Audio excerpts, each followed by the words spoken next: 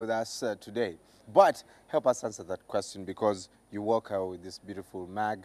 Go to our Facebook page, Morning at NTV. You can also tweet it at Morning at NTV. Our handle is also at MBGold2, at Joel Senyonyi, at Mebkeb, at Kasiate, and of course at NTV Uganda. Feel free to go to our website, which is brand new and live, ntv.co.ug. Go to the icon, watch live. You can also stream this show, youtube.com/NTV Uganda/live. Actually, there's loads of shows on our YouTube page. Just type Morning at NTV. For the past 5.5 months, we've been doing this thing every day, waking you up to a fresh start.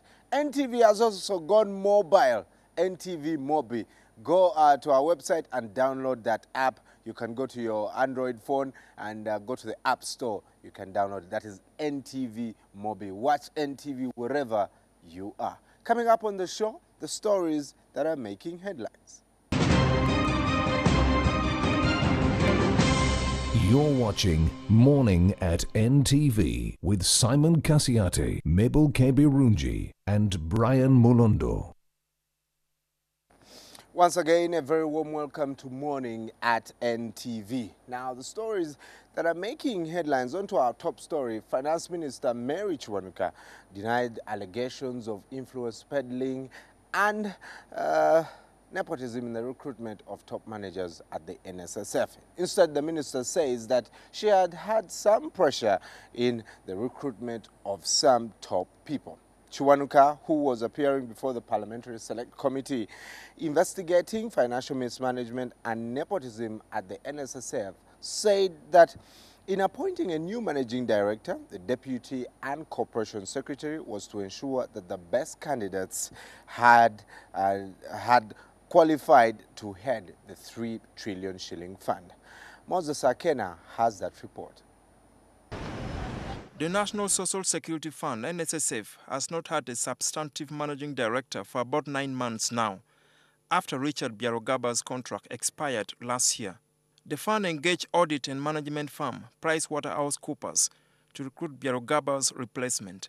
They also sought a deputy MD and corporation secretary, and the jobs were advertised locally and internationally to enhance competition. Uganda has very many young, capable people who've studied here and abroad, who are experienced in such matters. So I felt that, as in my custodial role, I needed to be able to say to Uganda, to Parliament, that yes, we looked everywhere. We looked everywhere, and this is what we've got, and this is what we're going to do. MPs say the delays are necessary, since the fund spent about 500 million shillings in the recruitment process. But there have been claims that Finance Minister Maria Chiwanuka deliberately delayed the appointment of the successful candidates in a move to return either former MD Byaragaba or Joseph Chitamerike, since they reportedly hold accounting qualifications. Yet Edgar Agaba emerged best in the interviews. I've been under a lot of pressure by different groups to stampede me into appointing A, B, C, X, Y, or Z. But the minister, who was appearing before the Select Parliamentary Committee investigating financial mismanagement and nepotism in NSSF, denied underhand dealings. The allegation that we have already with us is that there is a relationship between you, your husband, and the chair. The media report was that the president directed you to appoint the former MD. My husband has no business dealings with the chairman of NSSF board. They are acquaintances, but they have no business dealings. The minister was also grilled on her role in the purchase of shares in power distributor Umeme, a company seen by some critics as inefficient, and that NSSF may not get returns on its investment. But it is claimed that Minister Chiwanuka, acting MD Geraldine Sally, and board chairman Ivan Chayonka reportedly defied the Solicitor General's advice and bought Umeme shares at 69 billion shillings. The minister says she only gave advice as the political head, and that the board made the final decision on the purchase. So it's a mix of economics and a mix of politics to see social well-being. So I gave my guidance to the management and the board of NSSF. And then theirs was the business decision. Minister Chiwanuka, however, explained that government wants NSSF to venture into long-term income-generating projects to ensure good returns on workers' savings. Moses Sakena, NTV. As one would say, the wars of NSSF will not stop. NTV will continue to follow that story very closely. Now, the Ministry of Health is seeking parliamentary approval for 2 billion shillings to curb the Giga menace across the country. According to Minister of State for Primary Healthcare, Sarah Opendi, the money will be used to procure a new chemical to be sprayed in infested communities. But priority will be given to the Busoga and Karamoja sub-regions, which host most of the victims of jiggers that mainly attack the limbs and is associated with poor hygiene. Have been a menace to many households in Busoga and Karamoja sub-regions, creating a huge public health problem.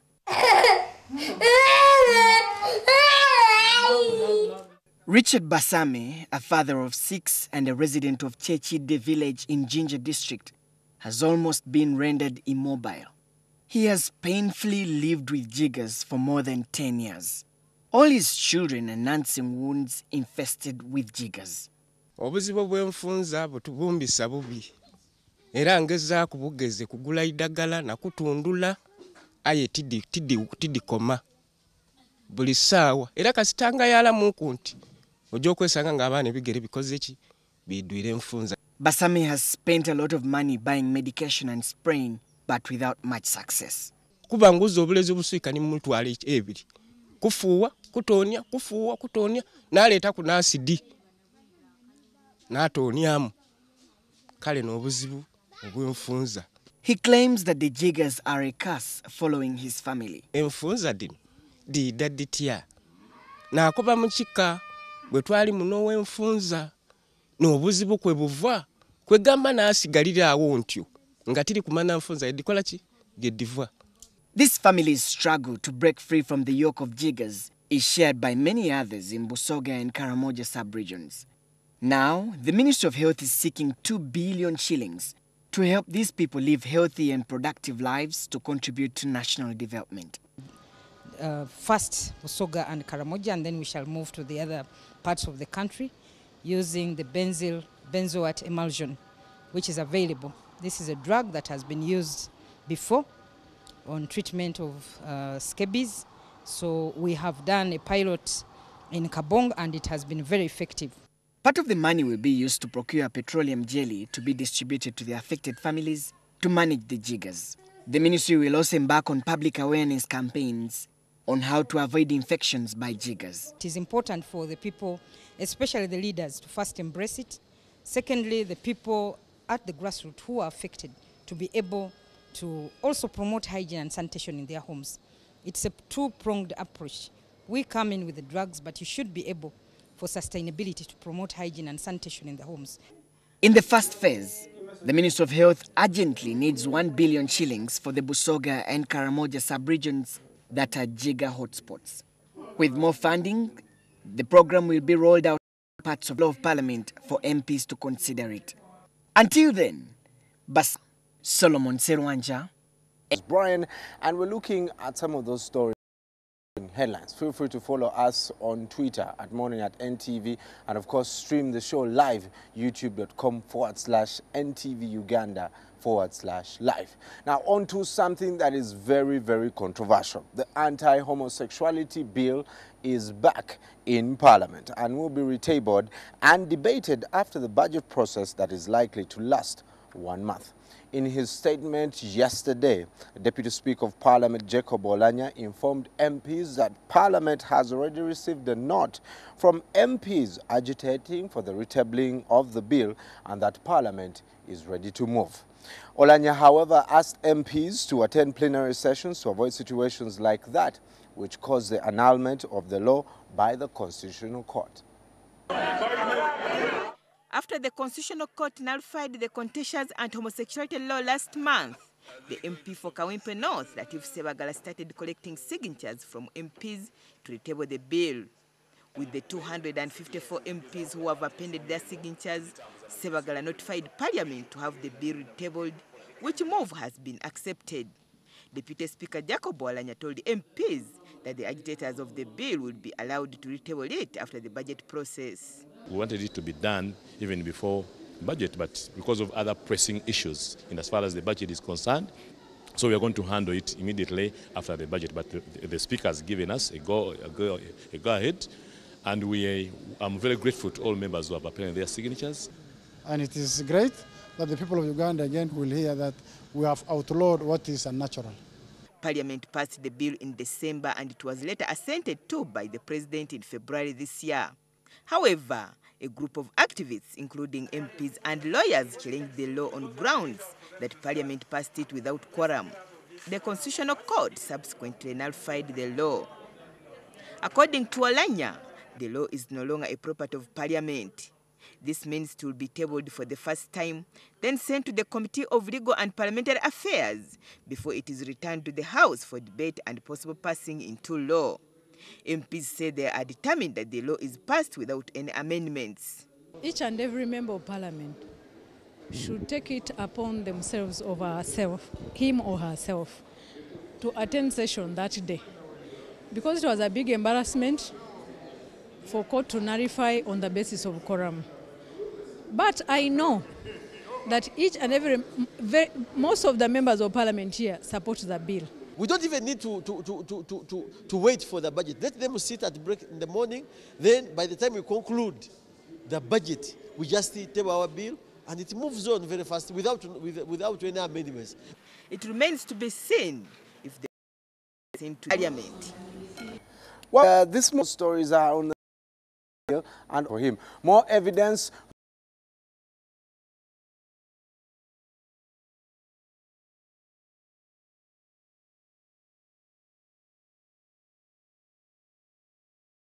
Kampala Serena Hotel, the September 24. One would say I'm going to sue you for defamation.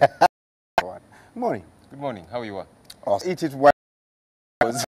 This man smells good. You feel it. I feel it. Shamshing is going to happen. Am I talking like a pastor, you know? Yes, yes. You're about to ask for tithe and offering. Maybe I should. Tofali or Michael. Well, this morning, Joel, in the Observer, Biandala's problems never stop.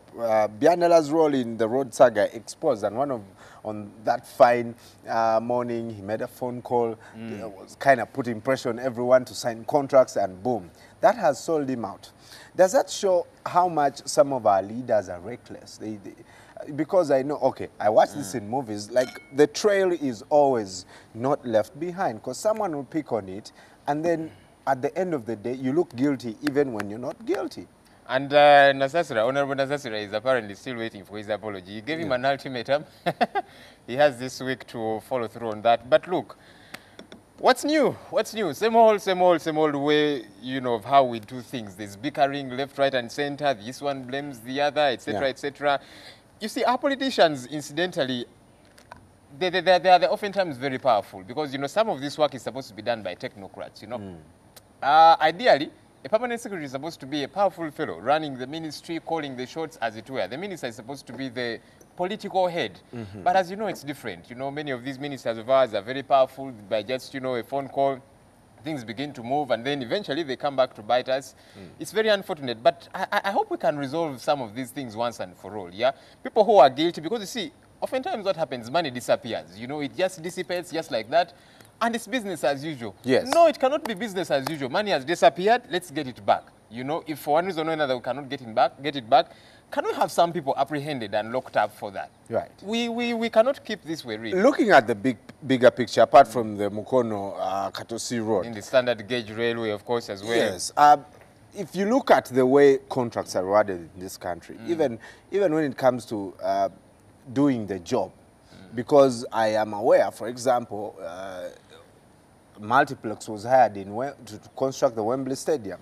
And the contract said that if you reach the day you gave us and you have not yet finished, every day you'll be paying $500,000.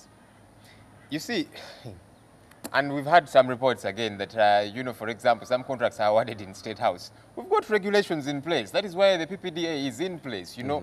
Can we follow them to the door? It's we that made them anyway in the first place, you know. But many times it is politicians that award these contracts, you know, that appoint so and so. Now, yes, now do this and then follow through on the due diligence later on. What nonsense is that? Right. It's not right, and we can't keep running our country like this. And citizens need to be concerned. I know I've met a few people who tell me that, you're very hard on government. But look, why not? We cannot run things in a very lackluster manner like this, and we are supposed to sit back and everything relax. is all right. Absolute copy. Well, someone actually yesterday told me that we are forgetting that government is supposed to work for us. It is, it is. And so we've resigned that job. Well, someone who obviously did their job yesterday and for the past 2 weeks is the World Bank. And he says the railway deal winner has been banned by World Bank over graft. Yeah, and that's the other thing. We don't do our research, behind the scenes research. That is why at the end of the day we award contracts to companies that do not exist. You know, I'm thinking... Well, we create the companies and... yeah, in the heat of the moment and before we know it... And we hire a few expatriates that we meet at the airport. I don't know. And we see government pushing for patriotism. For goodness sake, patriotism should begin this way. You know, and that is why we've had some, by the way, investors complaining that some of these political heads ask us for, I don't know, a certain percentage before they can award us contracts.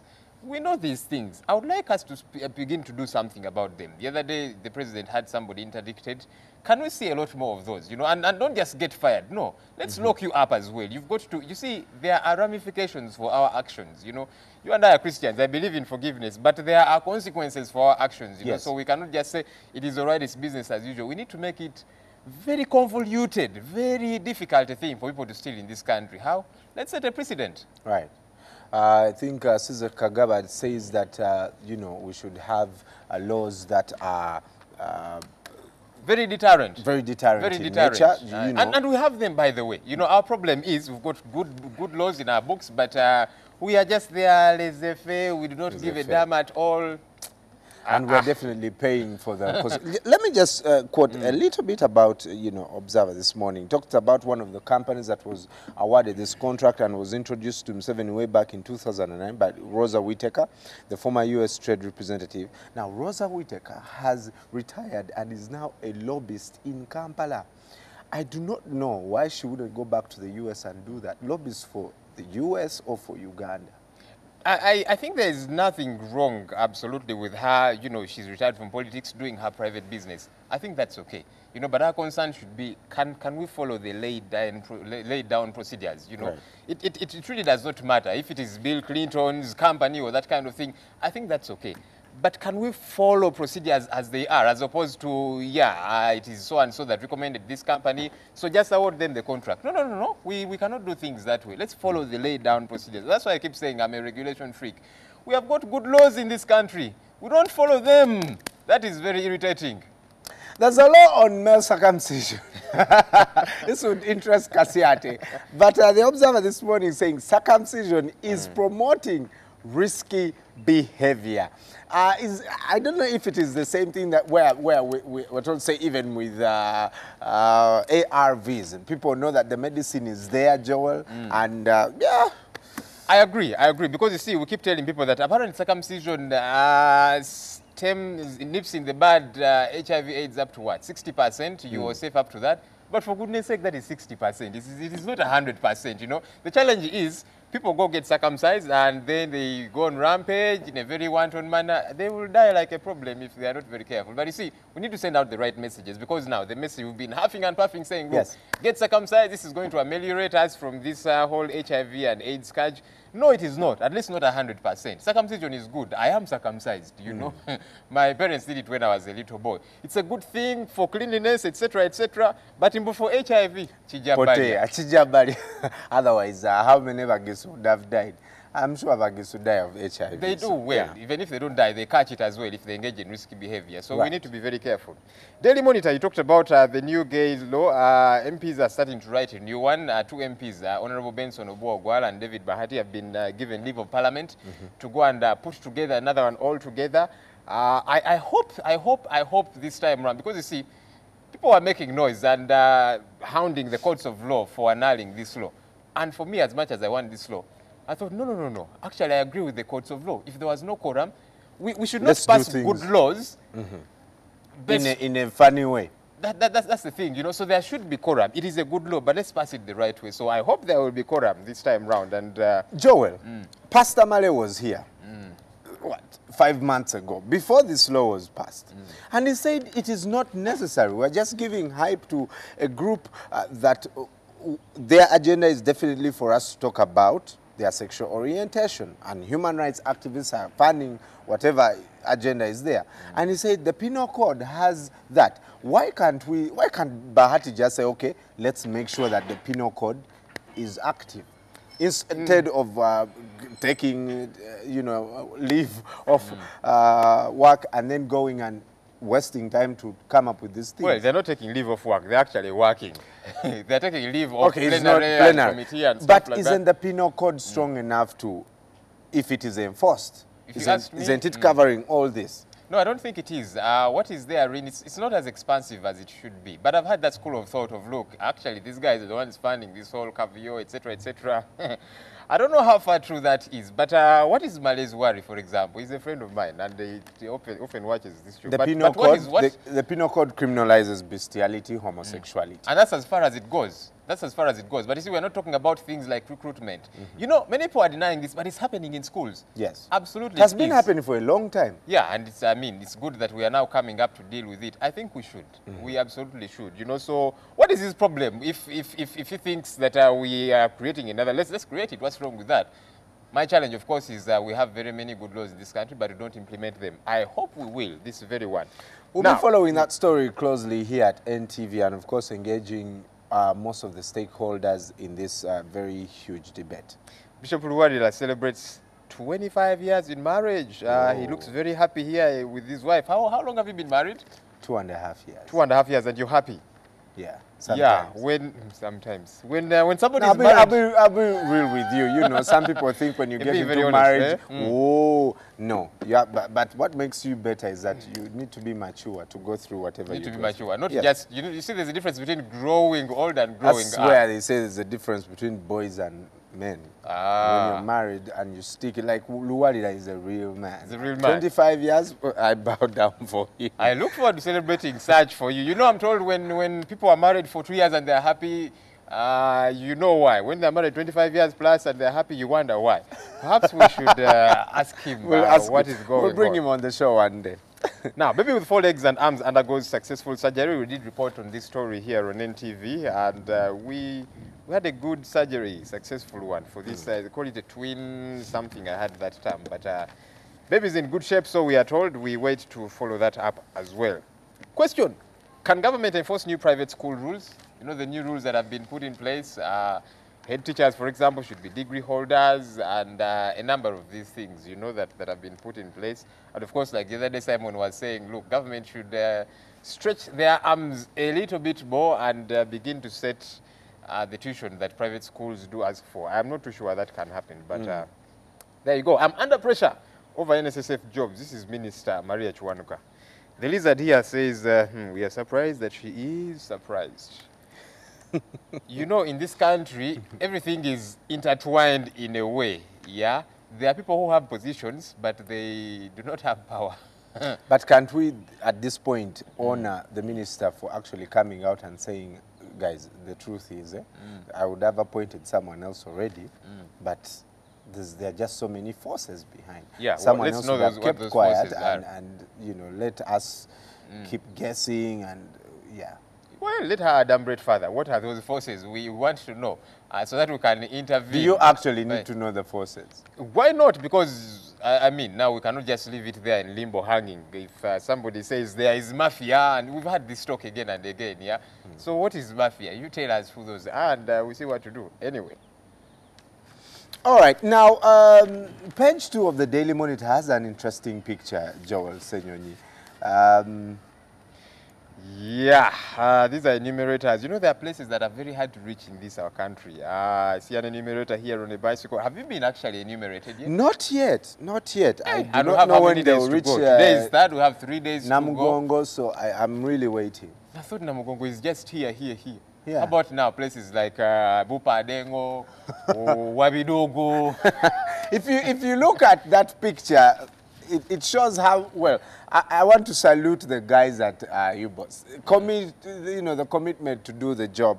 Fantastic. Thank you so much. Of course, we'll be following up on this with Mashate. Yeah. There are some that have been complaining that they have not been getting their pay, and even that said it's a niggardly pay. But no, the national coordinator was here and he made it clear they are going to be paid 200,000, then 10,000 for training, and 3,000 shillings every day. So, and as you've been following reports, many of them are complaining they've seen none of this. So they should be facilitated. Yes, there's a daily one, but it's not coming through either. Yeah. These people wake up, have to roam all over the place the whole day on empty stomachs. No. We say when somebody does their job, it is only prudent that you pay them. Right. Absolutely. I'm sure it has to do something with procurement. We'll be waiting. The census is not yet done. Just cutting government some slack, Joel. Okay. I hope you'll eat it together with them. Comment of the day, quote of the day here. Embattled Kampala Lord Mayor. Some people call him the Road Mayor on the president. I know I have cornered Mr. Museveni as far as legal battles are concerned. So he is left with no options. I'm sure the president is about to rebut. I've said it again and again that I find it odd that His Excellency the President keeps exchanging, with MPs, with, everybody out there. It's just not right. He should leave that to somebody. It is not right, because you see, when you call them fools, poisonous mushrooms, you're arming them. They'll abuse you too. Right. For goodness sake, who looks worse? Who looks bad in the public eye? An MP has been abused and the President has been abused. Who looks bad? It is the President. So. The Red Pepper this morning, screaming headline, Babazi men attack Museveni convoy. And on his way to Major Nakalema's home, that's when it happened. Again, I asked you about 3 weeks ago, the way in which the security of the president is beaten. Isn't this a reason for concern? Whether it's a young girl who, for clear reason, should be left to go and hand over a letter, maybe it has a bomb or something, I don't know. But how easy it is to get to the president? It is a big challenge, a very big challenge. I'll tell you, let me begin this way. For goodness sake, I think His Excellency President Museveni has run his race. I think it's time that he hands over the baton. So if you ask me whether I still want him as president, absolutely no. Do I want his security to be at peril? Of course not. He's my president too, So if I mean, he holds the banner for this country. So if his security is perilous, it should be a worry for all of us. But maybe that again punches holes. There's a time where was I? I was counting. The convoy, the president's convoy was passing.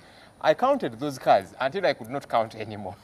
And I thought, what is all this for? There were just too many cars. There were too many. And I thought, okay, if this is a security, president, how come can't you just allow him to have, say, 10 cars? He's a president of... There were not 10. Let me be, and I'm not exaggerating here. I'll tell you, I counted up to about 30, and I stopped counting. And I'm not exaggerating. People have watched the president's convoy at some places. I don't know. You do your own counting. Maybe that particular day there were, there were too many. And maybe I'm not just bloating the figure, but there are just too many. And one would think, all right, since there are many, maybe security is good. But you're raising issues here that his security is being beaten. So what is it for then? No, I think it's exaggerated.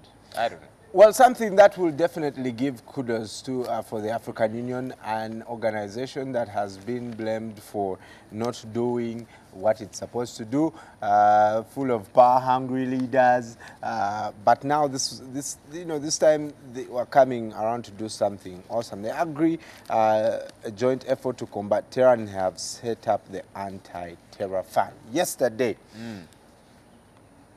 ISIS released the video. Another journalist was beheaded. This is, I don't know if this is even beyond terrorism now. I looked at...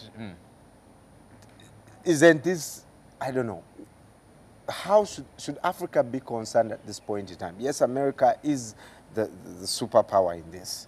And the casualties are seemingly Americans. How should we position ourselves as Africa to make sure that when terror hits, we won't have as many casualties as Europe and America are having? I looked at a video. One of our colleagues showed me that video yesterday, and you know, these guys, they do it like they're slaughtering a goat. You know, I said, what on earth is happening here?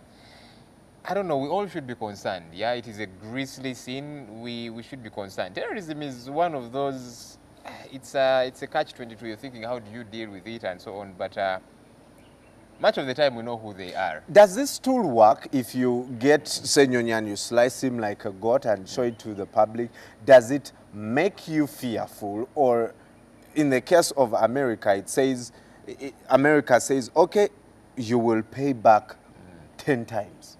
For every American, there's going to be like, what, 1,000 Iraqis that will lose their lives. The biggest weapon of terrorists is not even bombs or those machetes and stuff. It is fear. As long as they can instill fear, they have done a good job. That's why whenever there are rumors of there's a bomb threat and that kind of thing, and everybody goes scampering, the terrorists have delivered. You know, even if they actually don't come and execute the plan, they have delivered. Just because, you know, you're now scampering all over the place, you are scared and that kind of thing, they have delivered. That's what they want to instill in us, and we need to see how we transcend that. But I'll tell you, I'm not a security expert, but I believe without a doubt that just having very good policing and having all this arsenal and that kind of thing is not going to cut it. It's good General Kayihura talks about community policing. I hope he can keep doing it and doing it a lot better, because you see, when you are clobbering members of the general public, you hound them a great deal like we see our police doing. You, in many ways, soil that relationship. So people now think, let's leave these guys. But you see, if people can trust the police, they will work closely with them, you know. Look at the guys that hit us here previously. They were within. People said, Kale, that fellow. They came and rented that house. We kept seeing them. We didn't understand them. But we minded our own business. Right. So many times we actually see things, we are very suspicious, but people are ambivalent. They don't give a damn. After all, they're thinking, these police guys, you know, let them do their job and that kind of thing. Of course, ultimately, it affects us too. So I would imagine that it does begin with us, and ultimately, things get remedied. That Observer, I saw a story. Let me get a hold of it. I saw a story that I picked interest in. We are going to pay, government to pay 2.6 billion shillings for Kutesa's UN job. Now, this is the breakdown of these 2.6 billion shillings is for things like air tickets, per diem, I don't know, housing allowances. My question is this voluntary work? Maybe the Honorable will help us understand this. Who pays for Kutesa's job? Is it Uganda? Or should we take it as a privilege that we have a Ugandan at the UN? Well, that was a shocker for me also. UN should be paying his ticket. UN contributes $300,000, which does not seem to be enough. Ultimately, the country that is hosting the presidency forks out the rest of whatever is needed. Wow. So we have got to pay that. Businessmen will tell you, want to see return on this investment? I hope we shall see a return on this investment, because this is largely a ceremonial role. Of course, if I've talked about how we stand to benefit as a country and so on and so forth, I hope we will benefit. You know, 2.6 billion shillings is a great deal. Those are how many health centers, for example. Those are how many UPE schools, you know. So I hope we can justify this money. Before I begin to punch holes in it and say, no, it is wrong and that kind of thing, I hope we shall have value for this money. It's not little money. It's a lot of money. I hope we get value for it. Well, I must say it's definitely an honor to host the presidents of the UN. But I will be getting those details.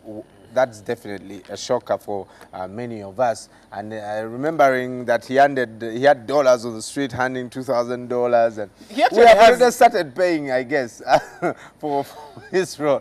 But this morning, all you have to do is grab yourself a copy of The Observer, The Daily Monitor, and The Red Pepper, and get to know some of the stories. We'll be talking more sport later in the show, and how Wenger will handle Fergie's unfinished Welbeck project.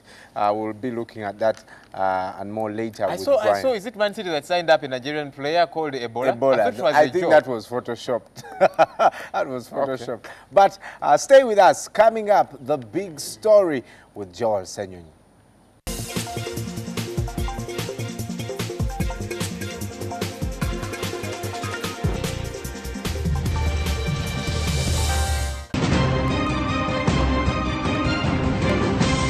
You're watching Morning at NTV with Simon Kasiate, Mabel Kebirunji, and Brian Mulondo.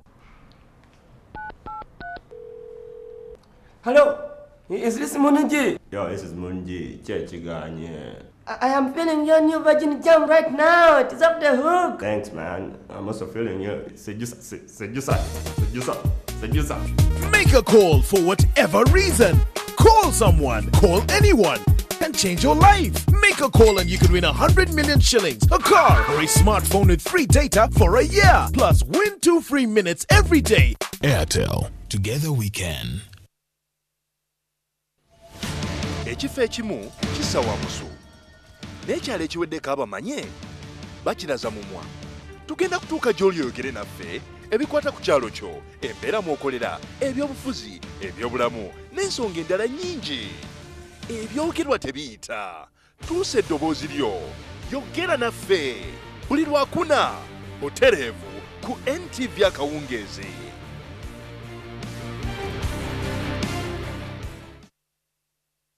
You can bring everybody in parliament as long as they can wake up and vote for their NRM. As long as the voters exercise their rights to elect their leaders, there was no need for term limits in Uganda.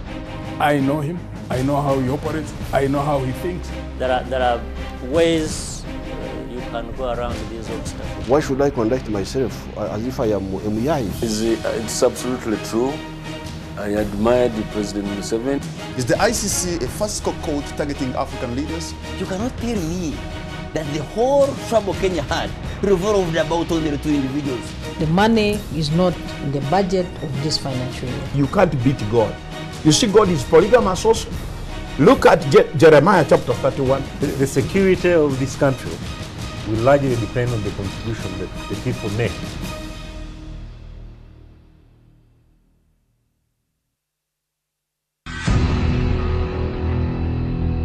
Obonyumirwa ebyemizannyo jangu nkulage. Does!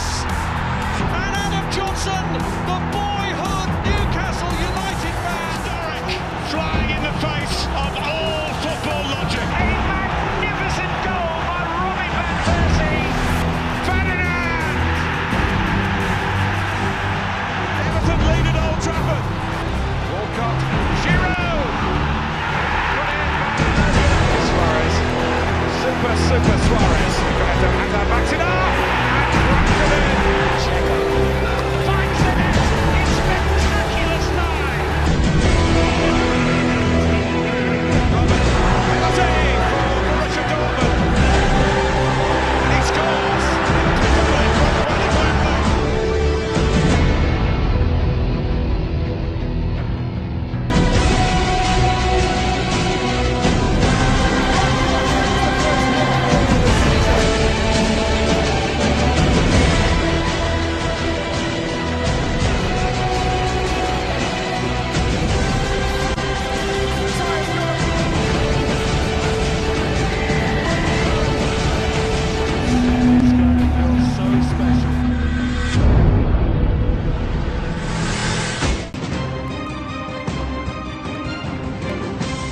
You're watching Morning at NTV with Simon Kasiate, Mabel Kebirunji, and Brian Mulondo.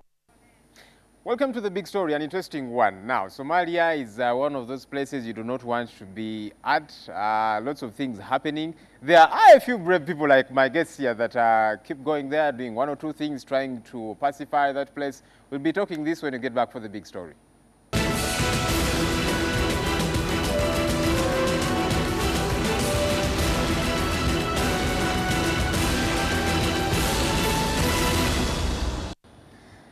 Welcome to the big story. Joel Senyun is my name. Joining me this morning is Honorable Lydia Wanyoto Mutende.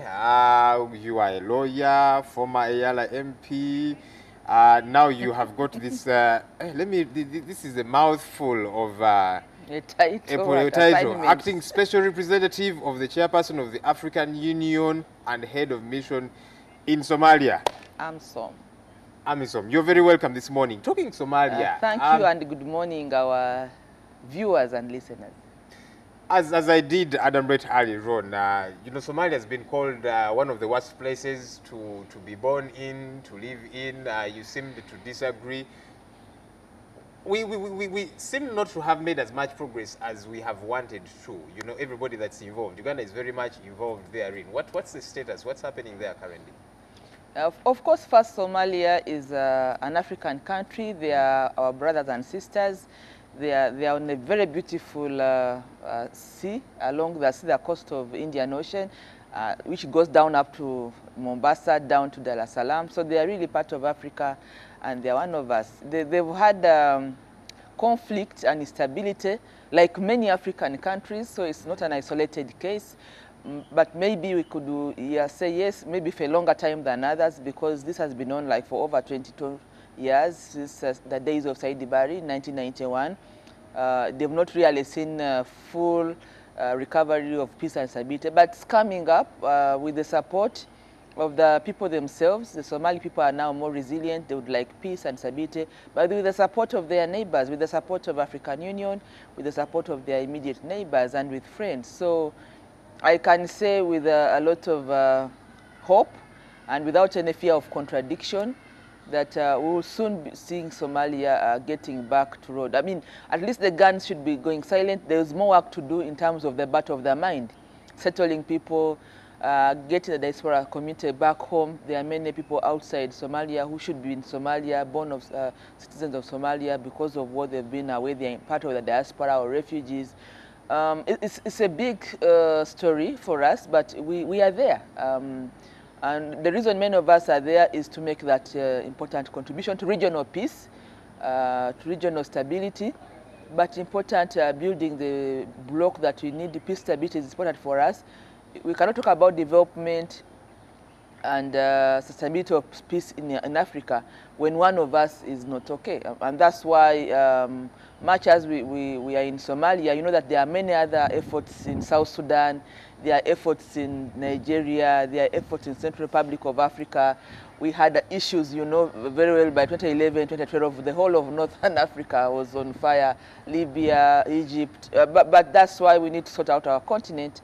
And that's why, at least I'm among other people, many people in Somalia, as one of those areas that need to, whose conflicts must be fixed. AMISOM has been on ground for 7 years now, and you talk about things are getting better. I don't know, to some people it might sound like a smoke screen situation because guns are still blazing, the Al-Shabaab militants are still debilitating that place. We still have top officials attacked to this very date. What are we failing to do right? Because we seem to be doing our best. I don't know if we are doing our best. Uganda and everybody else that is involved, the results do not seem to come through. What exactly is the biggest problem? No, you need to be in Somalia to see progress. And they're seeing progress, you don't have to see a Wanyoto there. The issue of peace building, we're talking about guns, because you can only keep peace that is there. But if it's not there, then you have to build it before peacekeepers come and stuff. That's why we can talk about that. This is actually not a peacekeeping mission from the word go back there. Yeah, it's both. And for African Union, it's really a peace building because we can now talk about towns and cities that have been liberated, which was not the case many years ago, at least before 2007.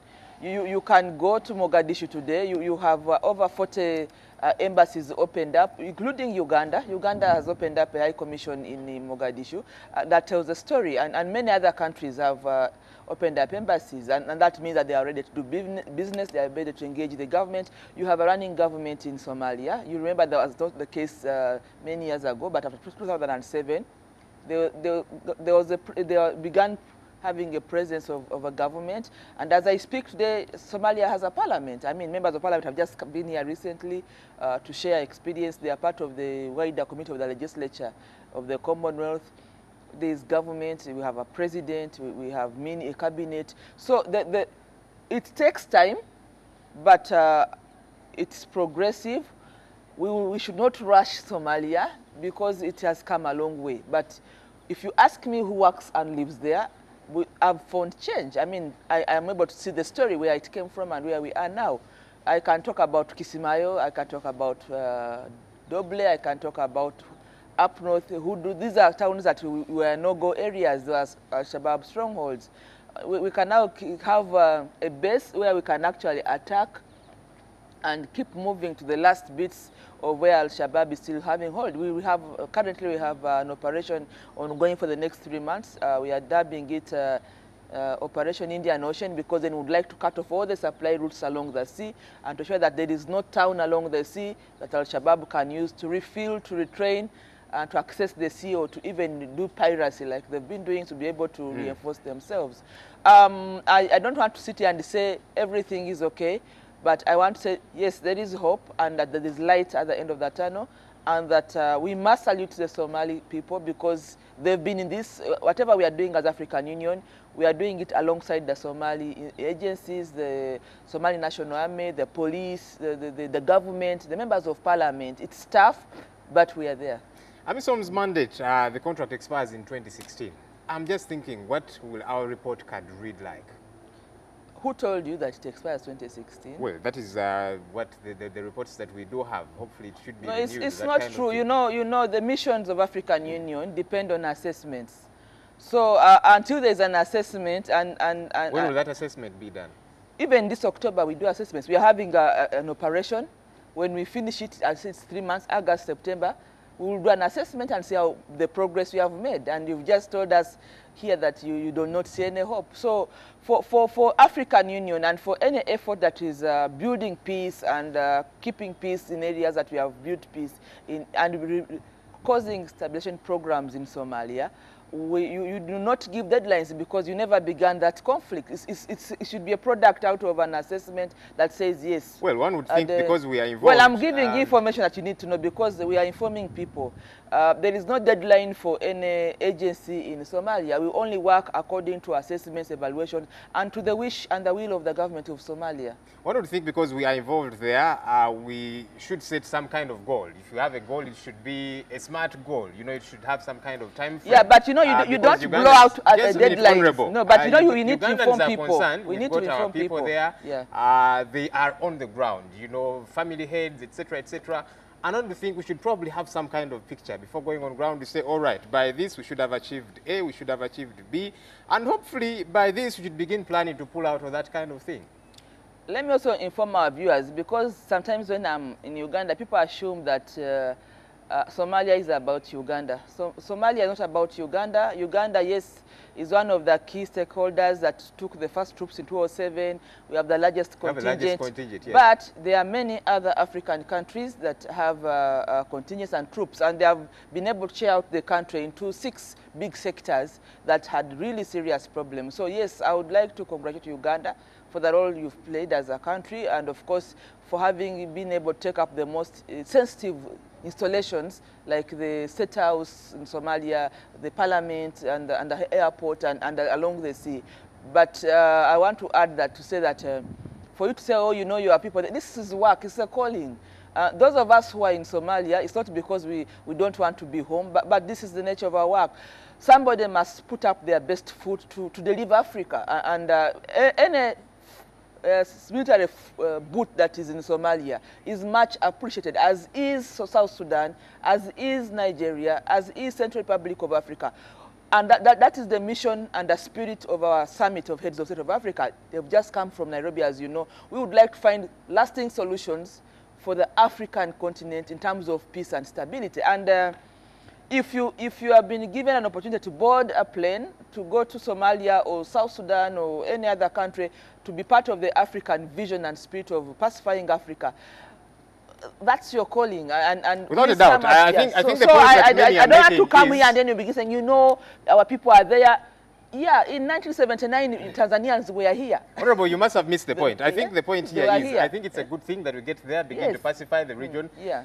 But like any goal, it should be a smart goal. But away from that, Honorable, I have been able to, no, but let me explain this, because people are listening to us, and sometimes there's a lot of misinformation. There are periodic assessments on the peace building in Somalia. And these assessments are smart. All right, well put. Well put, we have a very short time on this show. Yes, but if I can say this, if I can say this and the show ends, I would have made my day. We had an offensive in March, April. We were able to liberate 10 towns. We went back and allowed the community to settle. We had programs like what you have in Uganda, LC system in 1986. We were able to rebuild interim administrations, resettle people, have community policing, train the Somali police. Now, when we were able to do that in the last month, we have now gone into another phase. And every phase has a mission, has an assessment, has a goal, has an agenda. That's very important for people here to know. You cannot now say you must give, we must come. No, we move systematically with the support and the leadership of the UN resolutions, but also African Union resolutions and mandate and resources. So I think I'm now clear on that one. Honorable, looking at the bigger picture here, we are on the ground fighting the Al-Shabaab, but look, somebody does fund these fellows, and one would imagine that if we are trying to find a long-lasting solution as Africa, as African Union for that matter, and all the other stakeholders, and many times we are told the funders are known. How are we engaging them if we are at all? Because, you know, being on ground, fighting with them, guns blazing, etc., etc., we will keep firefighting, you know, but the real issue will deal with the symptoms, the symptomatic issues herein. But ultimately, one would think if it is like a jigger, you nip it out completely. We seem to be far away from that. If you know that, of course, there are many fronts to this. You may know that maybe they are funders, but you must identify them. And one way of doing that is to, first of all, I like what the UN came up with, even with the African Union Summit. They had to begin checking on issues of the ammunition, and there has been an embargo. The issues of arms in Somalia is so important, so that we are able to see where are the arms coming from, who is purchasing them, and that alone is very useful, because if people are not armed, then there will be no war. So that's one area. So you are able to pursue the link and the routes for the ammunition. So for us who are in Somalia, we are doing the peace building. Everybody has a role. The summits of heads of state have their role to engage countries that are likely to be arming or are likely to be doing business in terms of ammunition. We have the UN that is able to check the big names that are suspect in terms of having interest in the Somalia war. But so at our level, for us, we are on the ground. We are the people in the gutters. We are the people who put on the boots in the communities to make sure that... Or the suits, in the case of Honorable of course, when I'm on NTV, I wear a suit. But when I'm down there, we are putting on our boots to ensure that the Mwananchi in Somalia can sleep and can deliver. So, yeah, you can know that this is not a war that is just about a normal Mwananchi. I mean, if somebody is supplied with guns, there's training, you can see someone... The suicide bomber comes, he has bombs. These are not bought on the street. So we are trying to cut the routes. I talked about the operation in Indian Ocean, where we are trying to cut off the supply routes. Honorable, finally, I've spoken to a number of Ugandans, and they feel as Uganda we are biting off a lot more than we can chew. Other countries did make promises, some have fulfilled, others are far from that. Uganda is digging their heels therein, which is a good thing, but some feel we are biting off a lot more than we can chew. What is your viewpoint there? No, speaking from the point of view for the African Union, for which I represent, I think we would like to, first of all, honor Uganda's contribution, because they have fulfilled the commitment they put in. But to say that you cannot chew what you don't have, I mean, I think if Uganda says, I'm going to deliver so much to Somalia, and they've been able to deliver that, that's what the government of Uganda has been able to offer, and we most appreciate. They've done a great job, and you can see it for yourselves that they've done a good job. So I think it is within the capacity and the contribution, but also the quota that Uganda has been able to contribute. And there is no doubt that you have written history in terms of pacifying the region, but also your space in Africa. President Museveni, for information, is the chairperson of the Peace and Security Council of the African Union. That does not just come anywhere, and that's good for Uganda. Honorable, I said finally, but we can't leave without me putting this to you. The African Union, where you come from, does pay these our sons, gallant sons and daughters, but many times there have been complaints of salaries not coming on time. Some of them come, you know, when they have been halved or that kind of thing. What is happening? When somebody does a good job, they should get their pay, especially if it is wearing boots and going through the gutters, etc., etc. And some of them do complain. They might not to you, but with the media people, they do complain. It's not right. What's happening?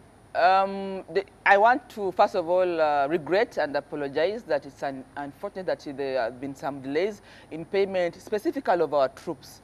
But I want to add and say, even before the end of this month, they will be paid. These delays are logistical and technical in nature. I'm based in Somalia, but our payment and clearance of troops and contingents come through African Union under the Peace and Security Commission. So, and then of course we get support from the UN partners who have to go through African Union in Addis, then they get us back to Mogadishu. Mogadishu does not have financial infrastructure. We have to use Nairobi. That's our nearest capital. So, and they know this, but of course if you want your money, you have to make noise, but the money will come intact. The detail in the administrative structure when it gets to us is really the matter of the contingent. And I would like to recognize the role the UPDF has played, because I've always been seeing them explaining this. But let me add the voice to Pade and Kunda and the others to say that your money for Ugandan contingent, the troops that are here, will be gotten. Whether it's 3 or 4 months, the money will come, and when it comes, it will be in lump sum. It's already on my desk. Honorable, that is supposed to be consolation, you mean? Look, it will come. It's just delay, but the principle stands. The principle stands. And because even civil servants in this country get their pays coming late, teachers, etc., etc. I'm thinking. Yeah, because you see, we never invited this. If we were stable as a continent, we would be doing development. I would be out there maybe making business, signing contracts. But now we are cleaning up because we have our oil is very costly and it's not productive, as you know very well. So, but I want the promise I can make to the Ugandan troops that your money is coming, and at least the promise I have is this month. All right, also, the heavens are opening on us, Honorable. I don't want us to wear boots here on the show. The payments is not just for Ugandan troops alone. It's that for doesn't all make the it troops. any better. No, anyway. yeah, but it's all because sometimes it looks like, oh, you know, you are not grateful. Well, to we should Uganda be concerned about our Ugandan people. Yeah, but I have to speak for Africa. Sure. Yes. Pleasure having you here this morning. Thanks so much for the work that you're doing in Somalia. We hope that place gets a lot better sooner rather than later. It will. My opinion is coming up shortly.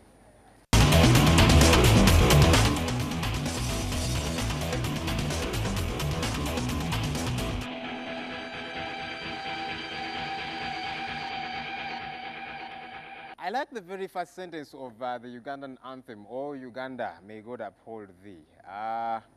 Now I like to think, "Oh Africa, may God uphold thee." You know, we have about 4 big, some people call them devils. We've got disease, we've got poverty, we've got war, and so many other things that are happening in this country. And, largely Africa for that matter. We need to find long-lasting solutions. It's not a good thing that people kill each other. One would imagine, for goodness sake, Somalia, Uganda should not even have to come that side and try to pacify you and the rest of the other countries that are coming therein. People killing each other. I don't know. We need to be more humanistic. We need to be as lovable as we possibly can be. Whether it be here in Uganda, we did see what was happening in Kasese, we did see what did happen in Rwanda, and a number of these other countries. Africa should get better. We should style up, and there you go, I'm reminded. So let's get better. Let's get better. Let's love one another and operate for the bigger, better good of every one of us. That's the big story for this morning. Thanks a bunch for joining us. Morning at NTV continues shortly. Good morning. You're watching Morning at NTV with Simon Kasiate, Mabel Kebirunji, and Brian Mulondo. We transact every day, and for centuries, currencies have changed hands. Business is a must, and that is why Money Matters makes it a must to talk business. It's the biggest market out in Uganda because of East African connections and business. From farming to business trading, we give you all the angles. When you're harvesting, that one is the most important part, which we have to be there. We'll bring you all the details that doing business has to offer. Thoughts of the business leaders in the market. The airline industry doesn't operate like any other industry, where you go in and buy a shirt and this shirt is 20 shillings today, it will be 20 shillings tomorrow, 20 shillings. The analysis of the costs and the income in the industries.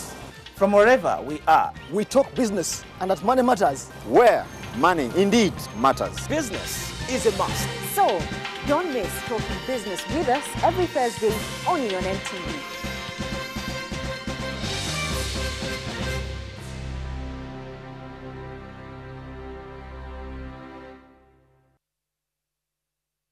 Coming soon on NTV. Suddenly when we see his glory, we see our glory. It's about us, not about himself. Witness the awesome manifestation of God's presence, power, and his love rendered in words. Confession is responding to God's word in agreement with him. Pastor Chris, worth hearing. Jesus came to this world understanding that the world was already under the control of the evil one. That's why we needed a Savior. There is no trouble that I get into that I will not overcome. This is The Higher Life with Pastor Chris.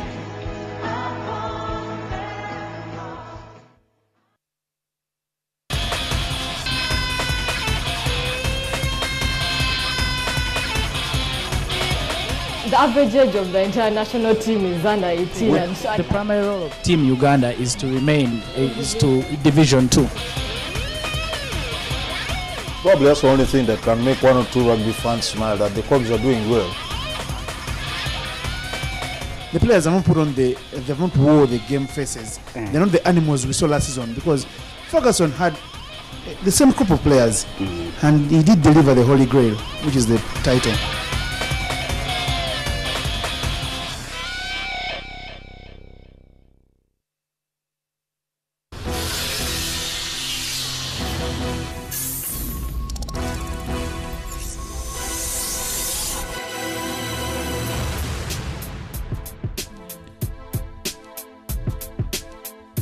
Follow the beat, follow the beat, follow the beat, follow the beat. Follow the beat. Follow the beat, follow the beat, follow the beat, follow the beat. Follow the beat. Follow the beat, follow the beat. follow the beat. Follow the beat, follow the beat, follow the beat, follow the beat. Follow the beat.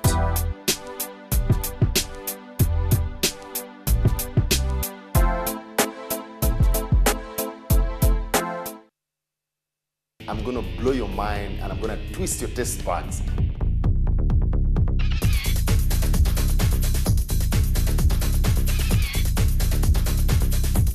The flavors are already coming together. I can feel them. Very lovely, very appetizing, very healthy.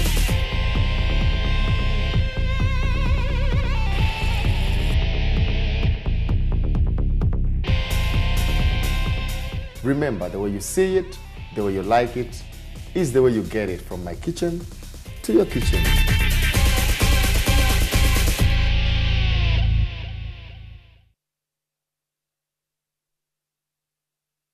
Mikwano gyaffe bana NTV ate naddala mu bannaamu muli gw'emizannyo muli gw'ebyemizannyo gukomyewo 2:14 ate mutya kati ate gukyusiza n'obudde gwa 7:00 gwali gwa 9 ne gugoberera ne tusanyuka kati gubongereddeko wano malya g'ebyemisana awo gusooke gubatayize gubaleetere buli kintu kyonna kalonda n'ebyemizannyo ogw'emuli gw'ebyemizannyo mupya 2:14 Isima waali alagira Argentina yenjo mukubira eddiba lye omukwano gujja kukomawo ku muli gw'emizannyo naye kasita kinatuuka eri bano ba Messi okulumba abalenzi baffe ba Thiago Silva awo tewali mukwano omuli gw'ebyemizannyo 2:14 President.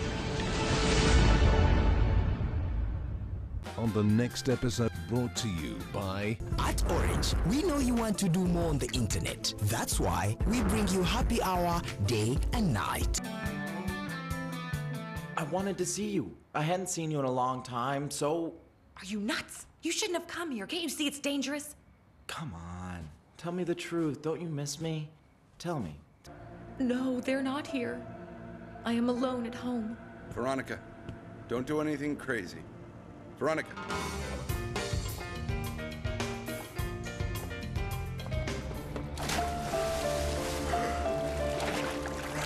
Veronica.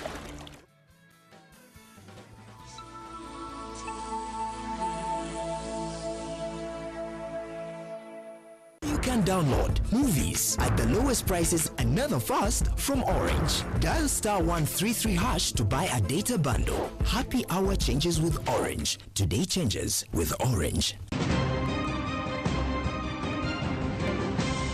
You're watching Morning at NTV with Simon Kasiate, Mabel Kebirunji, and Brian Mulondo. 8:10. Thank you so much for staying with us. We're at the rooftop of the Kampala Serena Hotel. This morning, Mabel and Simon not in action, and we're definitely missing them, but they'll be back tomorrow morning. But of course, thank you so much for being with us. Remember, you can follow this show on YouTube. We're streaming live, NTV Uganda /live, and catch all the other shows that you also missed. But also, our new website, which is up and running, ntv.co.ug. Go to an icon where there's Watch Live, and you can catch all the action here. NTV has also gone mobile. NTV Mobi is our mobile app.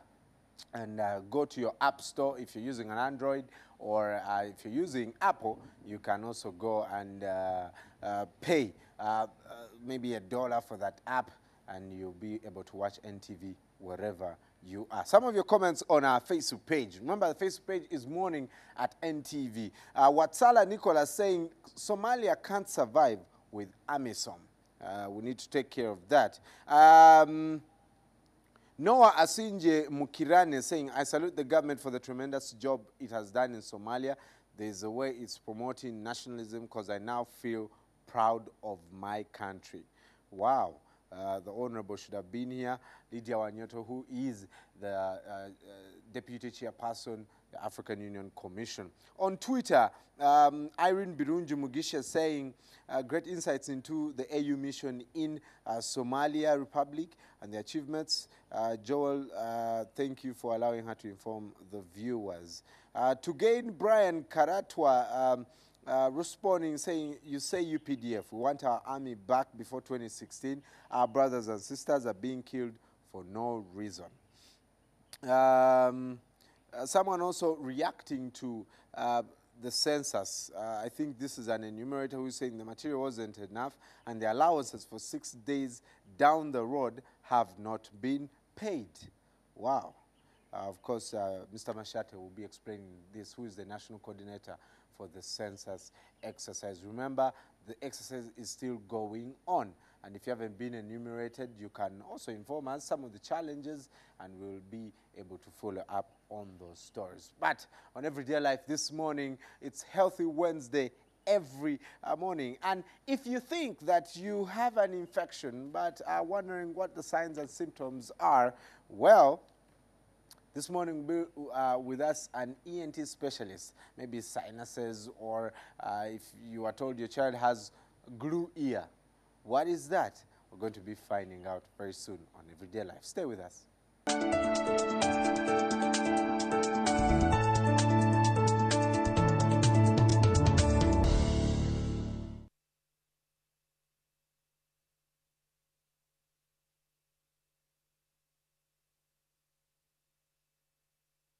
A very good morning to you, Everyday Life. And this morning I'm very privileged to have Dr. Abubakar Bugembe, who is an ENT specialist and consultant with Mlago Hospital. Good morning, doctor. Morning to you.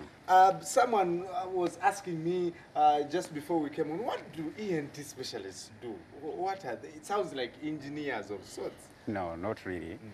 ENT specialists, we manage diseases of the ear, the nose, the throat, and many times the neck.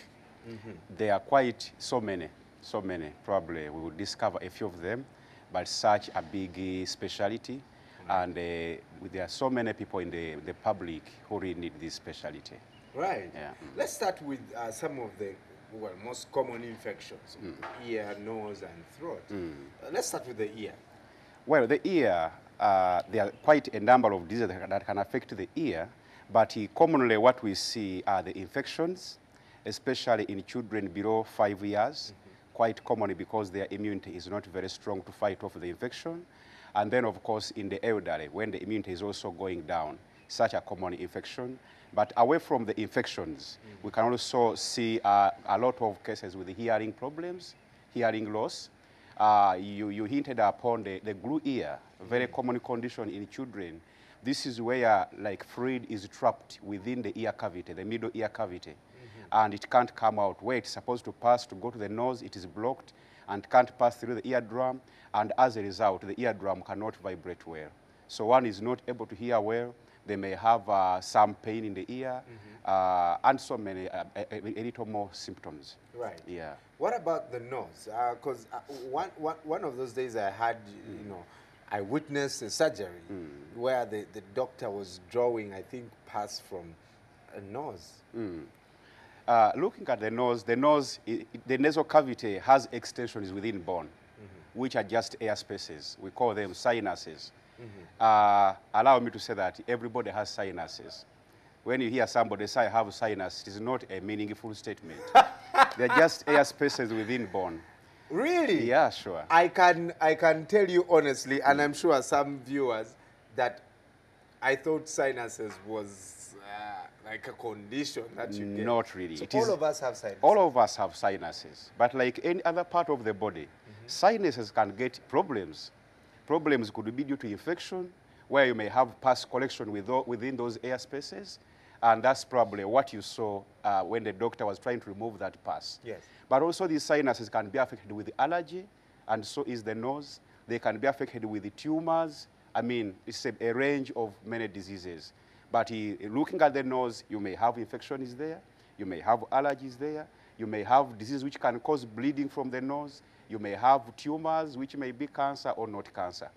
Quite a number of things there. But then, doctor, then what explains, there are people who somehow always have a problem with that? I don't know.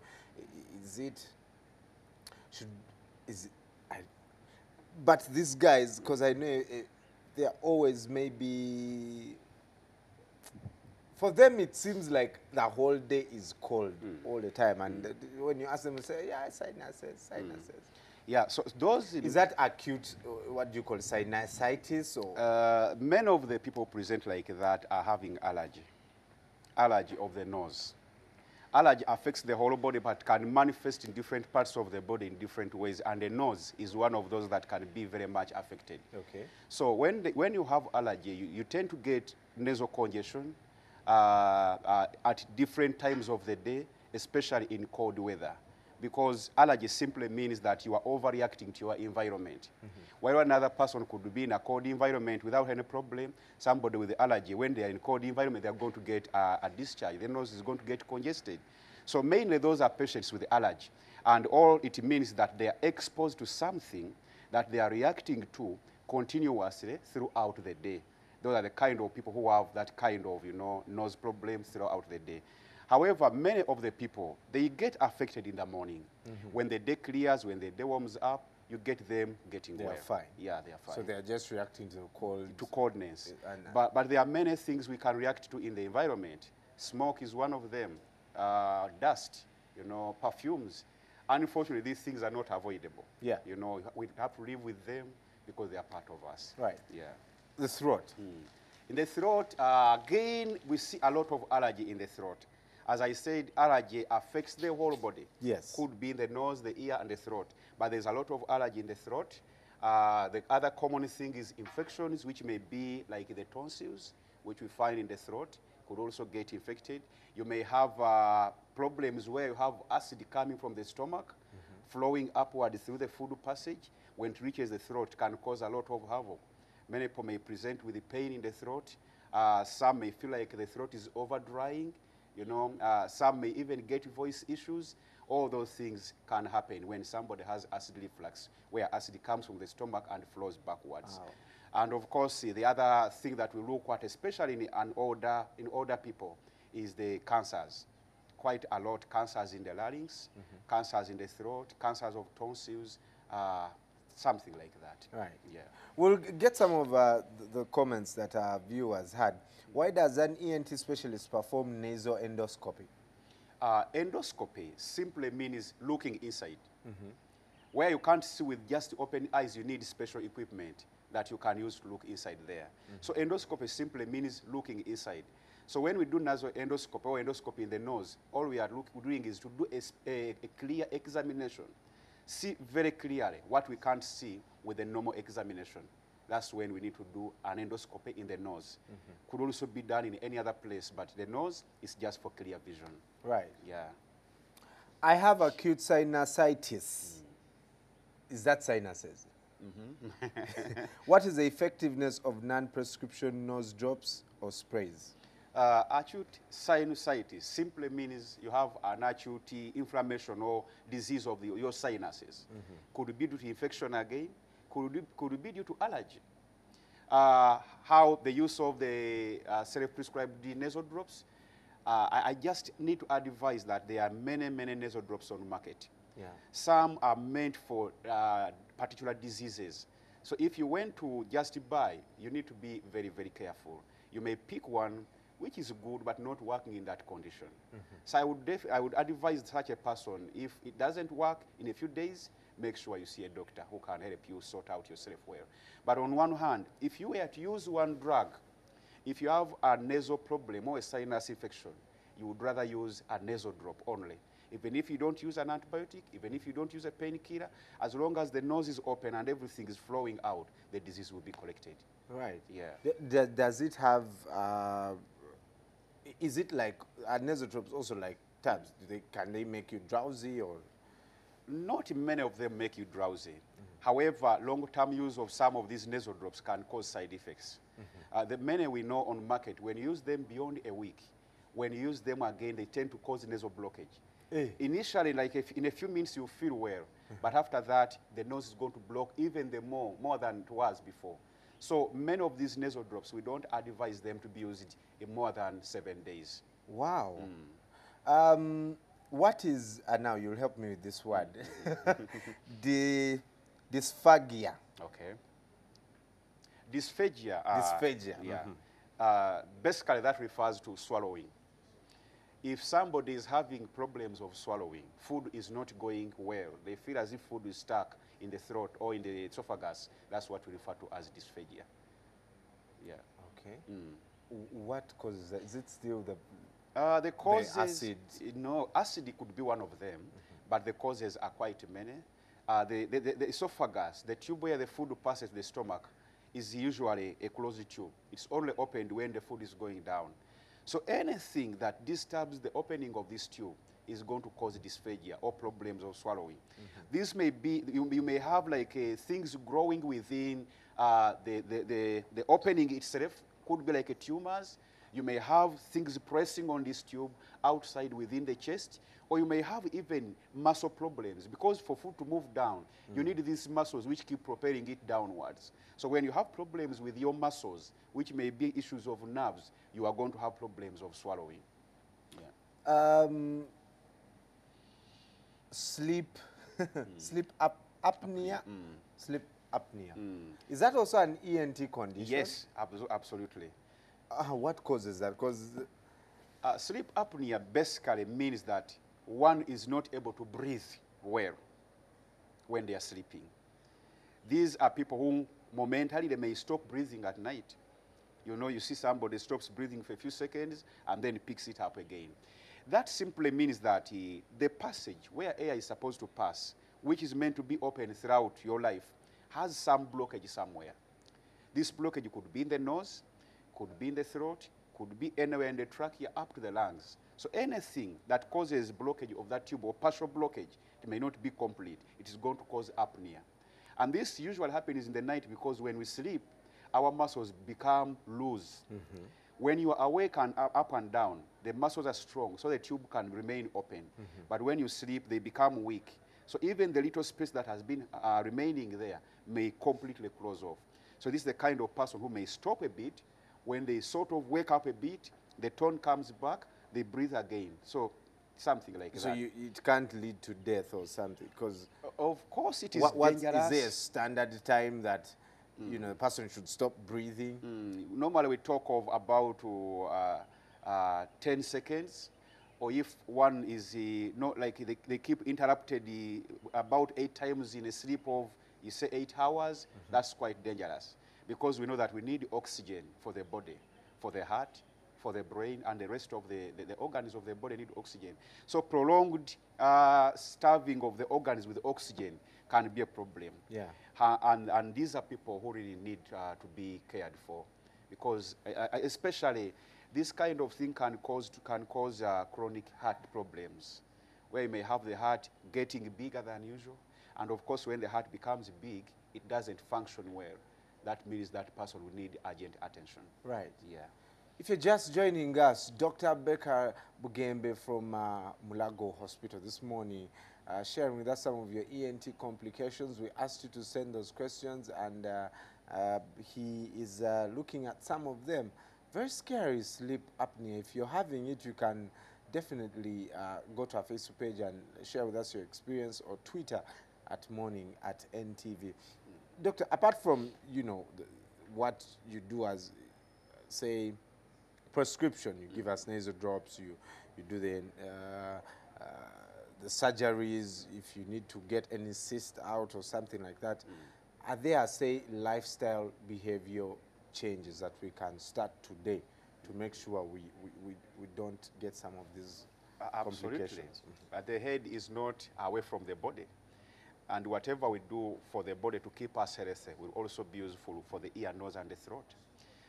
Some of the things we know are things like smoking. Smoking for any part of the body, it's a risk behavior. And even in the nose, we really discourage, smoking. People who take too much alcohol, sometimes too much alcohol combined with smoking is one of the predisposing factors to cancers in the ear, nose, and the throat area. You know, of course, a good diet is very, very important.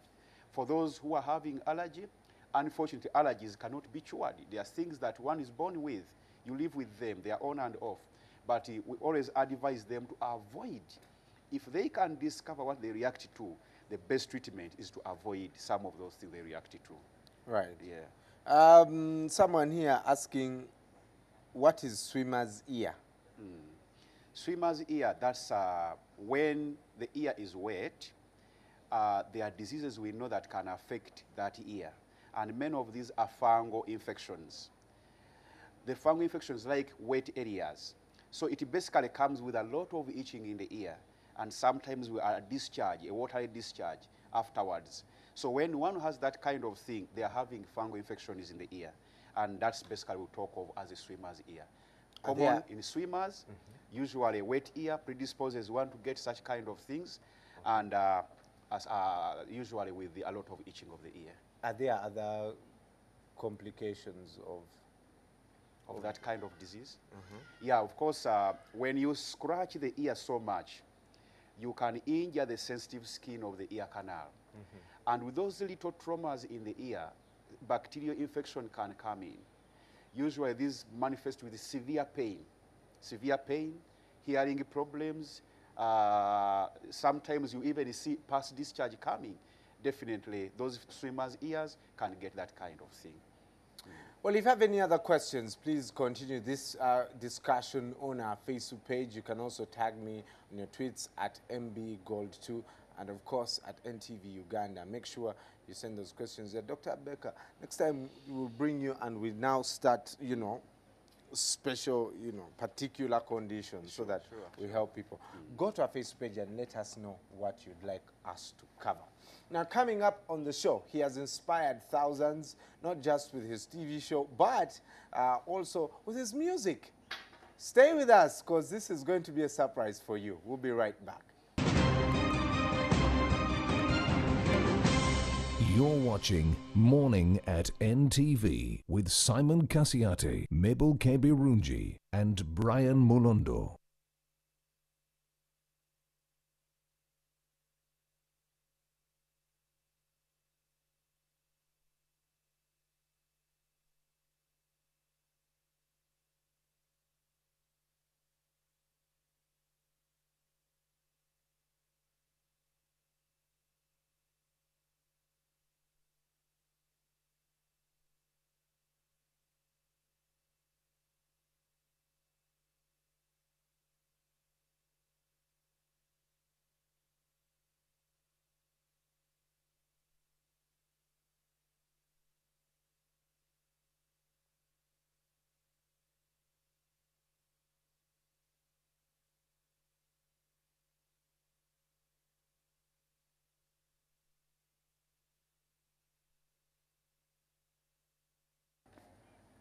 Now, the next guest this morning, what a power-packed show this morning. He has presented to over 70 million viewers across the whole world. He's a gospel, well, he's British, but he's a gospel musician. And he mixes traditional sounds with also some pop and R&B. I love this man. He's one of the reasons why I get my faith renewed every day. because when I watch the show, the stories he brings to us are amazing. Muyiwa. Hey, man. Morning. Good morning. Nice to see you, man. It's great to be here, It's man. first of all, it's a privilege to have you here. That's kind. That's kind. And I know maybe Brian Tuka would love to come and share this moment with me, but I'm probably one of the first Ugandans to be with you. Brian, you'll get your photo up later. That's funny. And just come and greet him. Just come. But you know, Brian got there before you because when I came, because I already did that, so I can help you to handshake. I did it before you. Thank you. Brian will be back later on sport. Thank you for coming. No, thank you for having me. It's great to be here in Uganda, man. What brings you to Uganda? Doing a concert on Friday. Now, most people here don't know that actually, apart from doing TV, I mean, I do TV, I have a radio show and run a radio station, but actually the first thing I do is music. I have a music degree. Wow. And yeah, to have sold out arenas like, you know, so I'm here to do a concert on Friday. I struggle with that because so that's the main reason I'm here, and then hopefully just to get some time with people like yourselves who allow me to talk to your people so people can, you know, get to, and also to say thank you to people really for their support of Turning Point, because you know there's many shows on TV, you know, people have a choice whether they watch it or not. What is that experience like, doing Turning Point? Oh man, I know most of us, especially aspiring television producers, I know a couple of people who look at Turning Point and like, I want to produce something like that one day. It's an amazing experience. The TV studio, whenever TV studio, £1 million, $1 do a show where anyone can